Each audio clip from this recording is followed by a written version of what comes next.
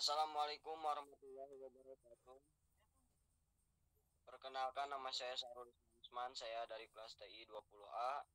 Di sini saya bersama rekan-rekan saya kelompok organisasi dan struktur komputer, yang mana di dalamnya ada Selvi Abdul Firdaus, Muhammad Sadam Fadilah, Sahrul Ismail Usman, Umar Palah, dan satu lagi Sandi Rijal Samsudin yang tidak bisa hadir pada meet kali ini.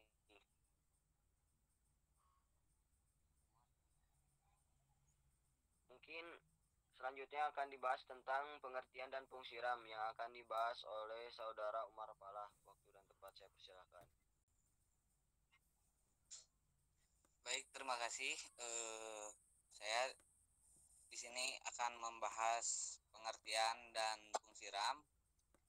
Untuk pertama, pengertian RAM. RAM itu singkatan dari Random Access Memory, sebuah bagian dari sistem komputer yang sangat penting. Tidak hanya pada komputer PC maupun notebook saja yang membutuhkan RAM. PDA dan banyak perangkat elektronik lain pun itu membutuhkan bagian ini. Nah, untuk fungsi RAM yang paling utama adalah untuk membantu menyimpan memori sementara. RAM yang dalam bahasa Indonesia juga sering dikenal dengan istilah penyimpanan memori acak, akan menyimpan sementara memori dari suatu aplikasi ataupun program. Program yang berjalan ini nantinya akan memberikan informasi yang akan disimpan dalam RAM, yang kemudian akan diteruskan menuju CPU untuk diproses. Fungsi CPU ini akan memproses informasi dari suatu aplikasi yang disimpan di dalam RAM. Nah, mungkin untuk pengertian dan fungsi RAM cuman segitu yang bisa saya sampaikan, dan dilanjut oleh rekan saya. Terima kasih. Di sini saya akan melanjutkan materi tentang RAM. Saya akan menjelaskan tentang perkembangan RAM. Pada tahun 1987, RAM jenis FPM Fastback Mode diperkenalkan. FPM merupakan bentuk RAM yang paling kerap digunakan dalam sistem komputer pada masa itu. Pada tahun 1995, perkembangan teknologi maklumat telah menghasilkan model memori yang seterusnya, yaitu EDO, Excited Data Out. EDO mirip dengan FPM, cuma ia diubah sesuai sedikit untuk membolehkan akses memori berurutan berlaku dengan lebih pantas.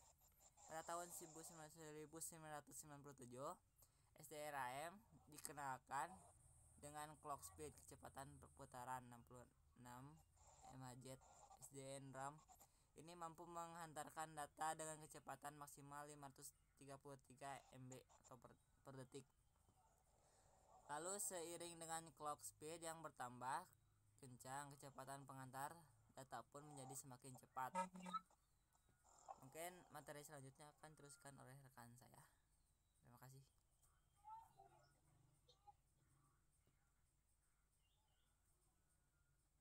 Baik, perkembangan RAM.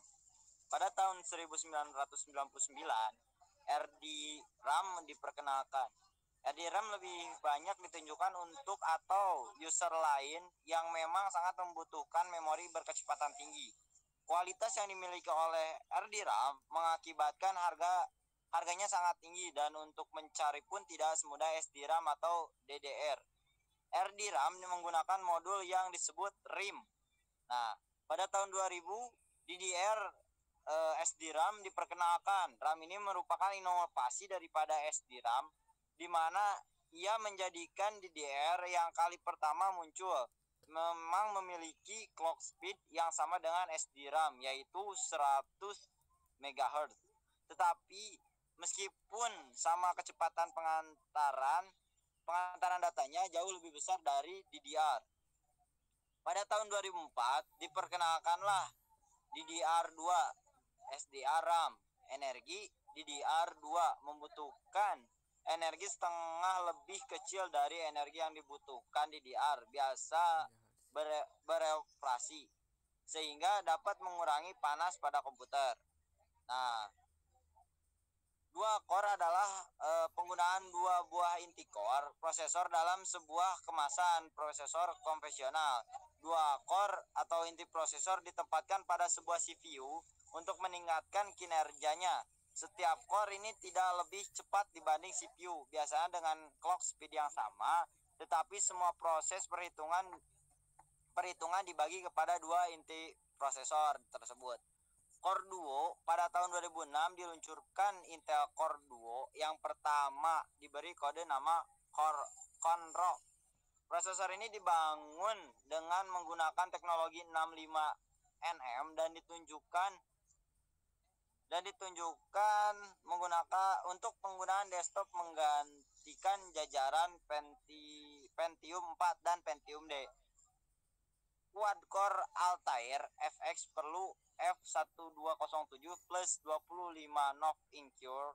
AMD Quad-core akan diberi nama Altair FX menggunakan paket F1207 plus dan board baru. Fitur CPU menggunakan dual 4x8 dengan HT 3.0.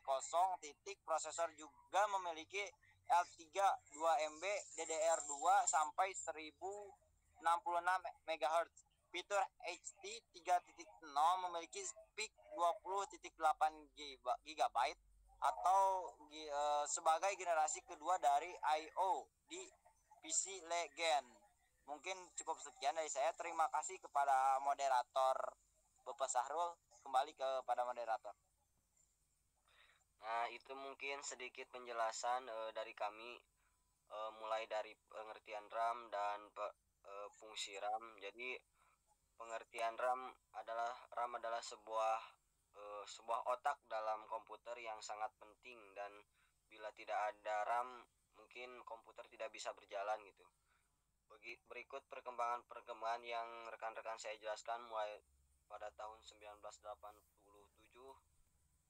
sampai tahun 2006 bisa kita pelajari hanya sedikit mungkin. Itu saja yang bisa kami sampaikan, kurang dan lebih wabillahi taufiq wal hidayah. Wassalamualaikum warahmatullahi wabarakatuh. Waalaikumsalam warahmatullahi wabarakatuh.